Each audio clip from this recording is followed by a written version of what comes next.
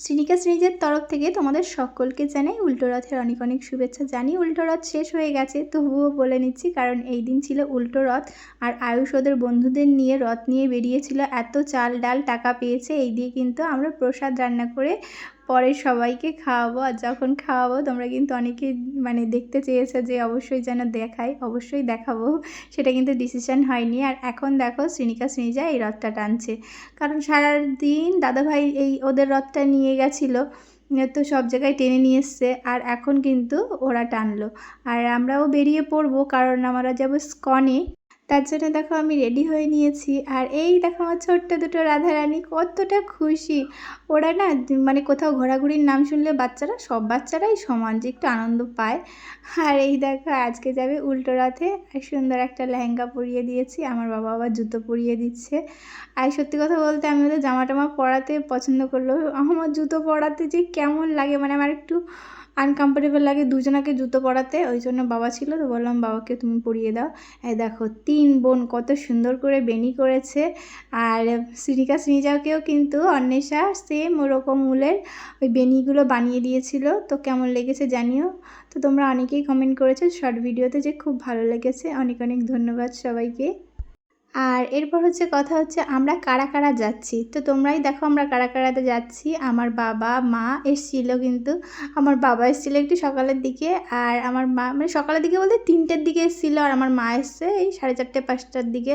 তো আমরা সবাই মিলে যাচ্ছি। এই দেখো ওর বাবা বাড়ি যাচ্ছে এখন, ওর বাবা গেছিলো একটা কাজে, সেখান থেকে আবার বাড়ি ফিরছে। তো আমরা এই দেখো ওদের জেম্মা, দিদি ভাই আর ওদের দাদা ভাই, আমার মা বাবা, আমরা সবাই মিলে যাচ্ছিলাম।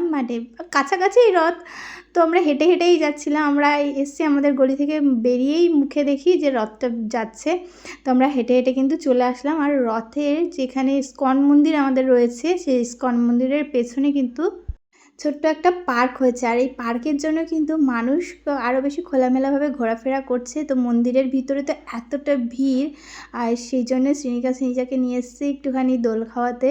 আর সব রাইডগুলোতে কিন্তু প্রচুর পরিমাণে ভিড়, বাচ্চা কাচ্চা তো জানোই এই সময় প্রচুর আসে। আর এমনি সময়েও ওরা কিন্তু মাঝে মাঝে এই পার্কটায় ঘুরতে আসে। দিদিভাই ওদেরকে দোল দিচ্ছে। আর অনুষ্ঠান মানেই কোনো একটা উৎসব মানেই হচ্ছে বন্ধু বান্ধবীদের সাথে দেখাই। দেখো আমার বান্ধবীর সাথে দেখা, আর তার ছোট্ট মেয়ে।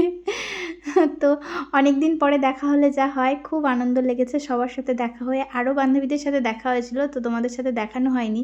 আর আমার মেয়েরা কি করে বলো তো, আমার মেয়েরা টানতে টানতে আমাকে শুধু খেলনার দোকানের দিকে নিয়ে যায়। তো ওরা কারোর সাথে কথা বলে না, ওদের শুধু একটাই বাইরে বেরোলে একটাই চিন্তা, কখন খেলনা কিনবো, কখন খাবার কিনবো। তো খাবার বলতে ওরা বাইরের খাবার তেমন একটা কিছু পছন্দ করে না, শুধু আইসক্রিম ছাড়া। তো শেষমেশ স্টিকার দিলাম, তাই শান্ত হলো। আর ওদের দাদুন যেন কী কিনে দিয়েছে, ওদের দাদুন দিয়েছে ওই যে শ্রীনিকার হাতে দেখো বাঁধা একটা সুতো, ওখানে কিন্তু গ্যাস বেলুন রয়েছে, তো বেলুন নিয়েছে। শ্রীনিকা কিন্তু নিইনি, এই দেখো ছোট্ট একটা গ্যাস বেলুন। তো এই যে ছোটো ছোটো জিনিসের যে আনন্দ, সত্যি বড় হলে কিছুই তার থাকে না। তো বড় হলে মানুষের চাহিদাও বাড়ে, আনন্দও কমে।